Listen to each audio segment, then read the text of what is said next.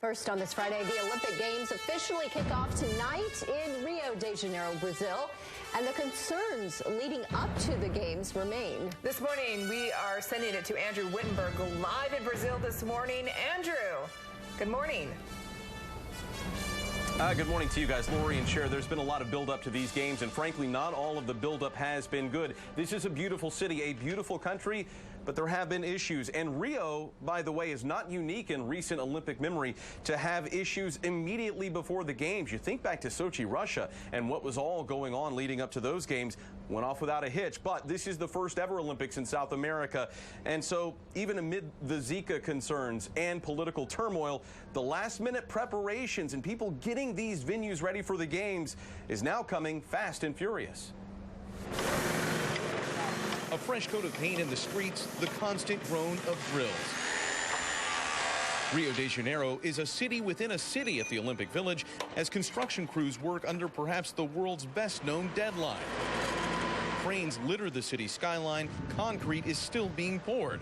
A tremendous amount of preparation is still underway for the 31st Summer Olympiad, and many wonder if Rio will be ready. Here at the main Olympic Park, 13 sports will be contested over the next 2 weeks, but it's not necessarily the athletic competition that's making headlines. It's the signs of construction everywhere that remain consistent. And while there's been a lot of talk about the waters outside of Rio, here in the Olympic Aquatic Stadium, everything is pristine and ready for competition beginning on Saturday. From the outside, the aquatic stadium is canvassed in temporary netting, not a unique scene to see at venues throughout the city. But this week, the constant clap of pool water during practice inside and a throng of media converging on the world's biggest stage for sports let us know, while there might be issues, the games will go on.